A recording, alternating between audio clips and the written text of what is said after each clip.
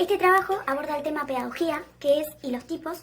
De ello se desprende la pedagogía negra, que es lo que vamos a profundizar más adelante, partiendo de determinadas preguntas, mencionando a qué se denomina como tal y las características que presenta. Luego de esto se identificarán las prácticas que aún predominan en la actualidad, ya sea de forma explícita o implícita, y para concluir se presentarán determinadas estrategias para los docentes en formación.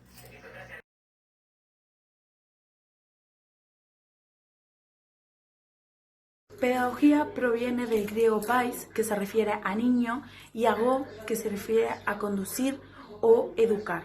Entonces, se puede decir que es el arte de educar a los niños.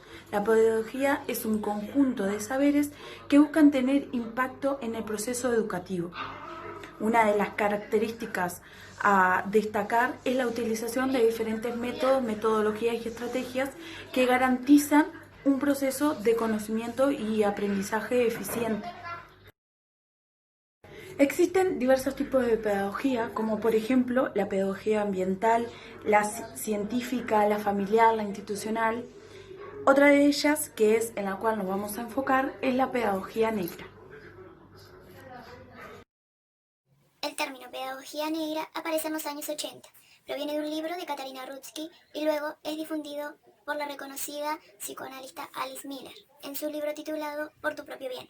Esta denominación hace referencia a los malos tratos físicos y psíquicos que sufren los niños y adolescentes en la sociedad actual, tanto en el ámbito escolar como en el ámbito familiar.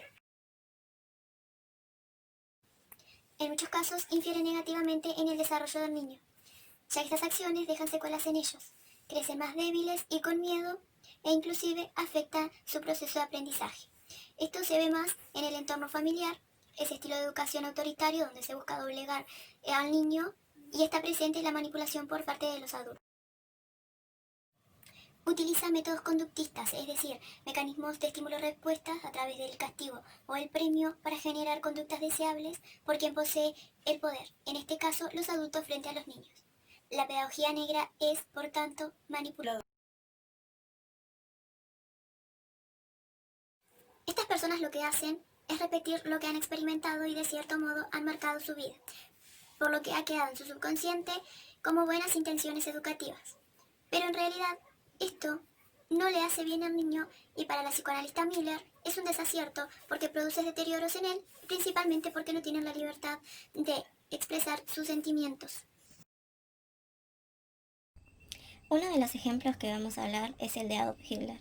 Fue causante de tanto sufrimiento a otros seres humanos, consecuente de su niñez y que también fue víctima de malos tratos y palizas de su padre, el cual tenía sus propios fantasmas que lo perseguían, fruto de su niñez dolorosa, no resuelta ni aceptada.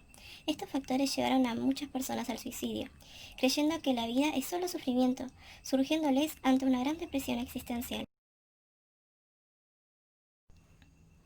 Alice Miller nos dice que no es el trauma lo que enferma, sino la desesperación inconsciente y reprimida al no poder expresar los traumas sufridos, la soledad, la desesperanza en la que el niño vive, la desesperación de no poder gritar sus necesidades y sentimientos de rabia, tristeza, humillación e impotencia. Otro de los motivos, en cuanto a la conducta del adulto, es el trato y la manera de educar que éste recibió en la institución educativa a la cual concurría. Antes, no tan alejado al día de hoy, en las escuelas predominaba el modelo pedagógico tradicional. Este se basaba en una metodología, en la retención de información a un modo de evaluación cuantitativa. El docente era la figura de autoridad y quien siempre tenía la razón. Los estudiantes aprendían lo que el docente enseñaba, pero sin una oportunidad de opinión o de pensar. Para el docente, ellos eran los que siempre se equivocaban y por lo tanto no generaba una retroalimentación continua, sino que daba más un monólogo que no existía el acto educativo. Actualmente es poco visible este tipo de casos, ya que a medida que fueron pasando los años, se ha ido evolucionando como sociedad. Han ocurrido avances tecnológicos y se han constituido nuevas leyes que regulan la protección del menor. Esta es una de las fuertes razones por las que ya no se da una pedagogía negra explícita ni en el contexto familiar y mucho menos en el ámbito escolar, además de que se han constituido nuevas ideologías y conocimientos. En cuanto a la educación moderna, se han dado cambios sociales, políticos, económicos y educativos que fueron causantes de planteos y desafíos en la educación. En el Uruguay, en 1876, fue José Pedro Varela quien propuso una reforma vareliana, en la que estableció que la educación debía ser gratuita, obligatoria y laica. Otra de las diferencias es que en los centros educativos tratan de satisfacer, en la medida de lo posible, las necesidades de la sociedad. Tienen como objetivo formar al ciudadano para incorporarse al campo laboral, también con el fin de que sea capaz de afrontar futuras decisiones o situaciones que se le presenten. Así como hubieron cambios rotundos, también ocurrieron otros que llevaron más tiempo, como lo es en el caso de la desintegración del modelo pedagógico tradicional. ¿Por qué fue complejo? Pues por las diferencias dadas en la sociedad. Una parte de esta apunta por el cambio y otra parte opta por mantener lo tradicional. En la decisión de estos últimos influye en parte la época en la que nacieron, la educación que recibieron y la sociedad en la que convivieron, es decir, a los antecedentes propios de cada persona causantes de la pedagogía negra. Por ejemplo, antes en las escuelas era común el poner en penitencia a los alumnos, el colocarles las orejas de burro, golpearlos con la regla. Estos actos lo dejaban más que nada secuelas emocionales. Volviendo al tema del modelo pedagógico que pugna en la actualidad, en la mayoría de los casos ya no se da el tradicional, sino que se aplica un modelo conductista. En este se prioriza la evaluación del proceso de aprendizaje del alumno, no solo de forma cuantitativa, sino que el interés está también puesto en el estudiante, es decir, el docente presta atención a su estado de ánimo, su motivación, el por qué no avanza, analiza las ideas y conocimientos previos del educando, la dificultad que presenta para aprender. En base a todos estos aspectos, el docente busca diferentes métodos para así aplicar nuevas estrategias y metodologías que garanticen un eficiente aprendizaje del alumno. Cabe resaltar que el que se dé un modelo conductista no quiere decir que aún no existan rasgos del tradicional, como por ejemplo el calificar a los alumnos cuantitativamente, la integración que se da en las instituciones en vez de la inclusión y la expulsión de los estudiantes por parte de estas. Existen muchos ciudadanos que apuntan a lo que dos escritoras decían. Azucena Carballo y Mireille Long denominan en uno de sus libros Pedagogía Blanca.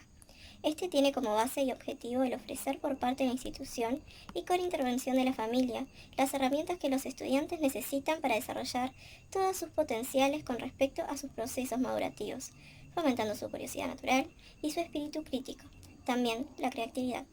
Esta pedagogía fue inspirada en la pedagogía de María Montessori, que plantea un modelo de educación basado en un modelo cognitivo. Este consiste en incentivar la motivación de los estudiantes. Se busca adaptar el entorno de aprendizaje del niño a su nivel de desarrollo, además de lograr que el alumno mismo reconozca sus errores y se haga responsable de su propio aprendizaje. Ser docente implica no solo enseñar y evaluar el proceso de aprendizaje de los estudiantes, sino que también consiste en analizar sus prácticas y hacerse una autoevaluación. Implica estar dispuesto a cambiar los hábitos de trabajo e innovar, implementando nuevos métodos y estrategias. Hay una frase de 2006 de una investigadora y escritora, Martha Stone, que dice: la enseñanza para la comprensión es un proceso continuo y no un método que los docentes perfeccionan e instrumentan de una vez y para siempre. Es decir, las actividades que forman parte de las estrategias trabajadas en el aula no constituyen un camino cerrado, sino que es el inicio de un proceso básico en la formación docente. El educando va descubriendo su propio conocimiento junto a las demás personas, en su práctica social, y el educador también va incorporando nuevos saberes y adaptándose a los cambios. Este debe saber implementar estrategias de enseñanza que estimulen el razonar y el cuestionar de los alumnos, para generar una comunicación, una retroalimentación que garantice la curiosidad, el interés y el aprendizaje de los estudiantes, además de generar un ambiente participativo en el aula. El lograr esto permite que los alumnos se sientan parte de la clase y de la institución, además de que los incentiva a seguir avanzando.